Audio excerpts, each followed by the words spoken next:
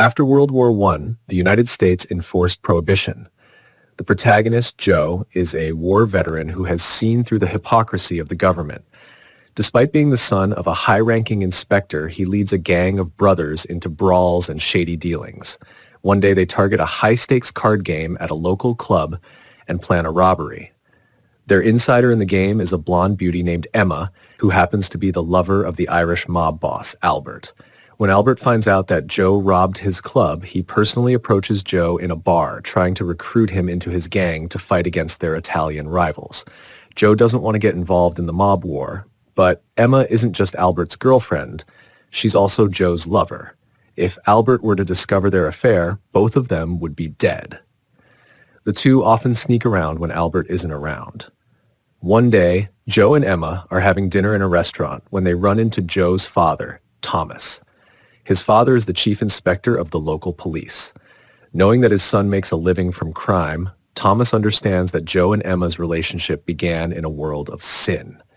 Thomas is cold and sarcastic towards Emma, causing her to leave under the excuse of needing to freshen up in the bathroom.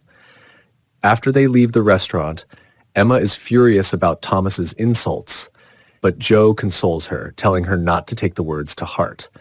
Later, the Italian mob boss, Masso, invites Joe to meet. Masso threatens Joe, ordering him to kill Albert or else he will expose Joe's affair with Emma. But Joe refuses, not wanting to be further entangled in mob dealings. Joe then tells Emma that he plans to do one last job, then leave everything behind and take her to California. They agree to meet at a hotel that night. During the bank heist, Joe loses focus, causing a driving mistake that gives the police a chance to catch up. A fierce gunfight breaks out, and Joe and his partners split up to escape. Joe drives through the woods, but when a police car crashes and catches fire, Joe can't avoid it and crashes too, being thrown from the vehicle. When he wakes up, he rushes to the hotel where he and Emma planned to meet. Emma sees Joe arriving, but he doesn't realize she has betrayed him. As soon as the elevator doors open, Albert's men grab Joe. Albert orders his men to beat Joe and then drags him out the back of the hotel to kill him. Just as they are about to finish him off, the police arrive and Joe's father, Thomas, saves him. Due to his severe injuries, Joe passes out and wakes up later in a prison hospital. His father, Thomas, helps reduce Joe's charges by blackmailing a judge, resulting in Joe only receiving a 3-year sentence. However, tragically, Thomas dies a month before Joe is released. Upon his release, Joe visits his father's grave and vows to take revenge on Albert. He teams up with Masso, Albert's rival, and learns that Albert is now in Florida. Masso tasks Joe with taking over the local bootlegging market to weaken Albert, and Joe readily accepts the mission. Joe enlists the help of his old friend, Dion. At the Tampa train station, Joe locks eyes with a black woman who is there to pick someone up. Little does he know how important she will become to him in the future.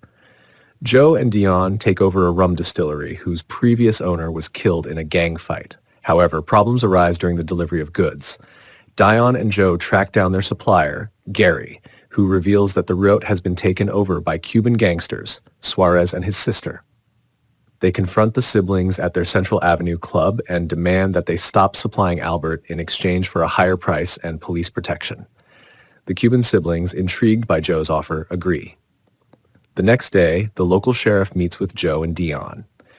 The sheriff, a former soldier, lays out their territory for doing business. During their conversation, the sheriff's daughter, Lolita, walks in. After exchanging pleasantries, the sheriff mentions that his daughter is heading to Hollywood to pursue an acting career, and Joe notes that his cousin is a stuntman in Hollywood as well. Days later, Joe meets with Graciela, the woman he locked eyes with at the station. After a night of drinking and dancing, they form a business partnership. Joe finds himself falling for Graciela, and she, sensing his feelings, warns him that they can never be together. But before long, they end up in each other's arms in a hotel room, marking the start of their romantic relationship. Joe's bootlegging business thrives, and his power grows as he drives Albert out of Tampa. But one day, Joe's club is robbed by a man named R.D., who happens to be the sheriff's brother-in-law. Joe arranges a meeting with R.D. through the sheriff, offering 10% of the business to settle the dispute. But R.D. demands 60%, which Joe refuses, offering no more than 15%. The tension escalates, but RD reluctantly backs down, at least for now. Joe negotiates with the government to legalize gambling and acquires land to build a casino hotel. Masso's son, Diego, arrives to oversee the casino's progress, but Joe dislikes the young man. Meanwhile, Bald, a man who once worked for Joe and Dion, begins retaliating against their club, seeking to claim 60% of it for himself. This enrages Joe, who seeks out the Ku Klux Klan, KKK, leaders that support Bald.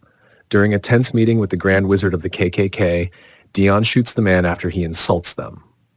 With the Grand Wizard dead, Joe turns to the sheriff with a plan to eliminate RD, but the sheriff, whose wife is RD's sister, refuses.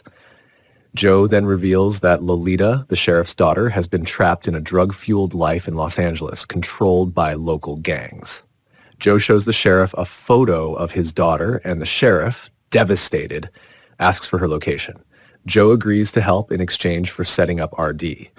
That night, Joe drives to meet RD at the casino hotel he's building. He confronts RD, asking how much Albert paid him to sabotage his business.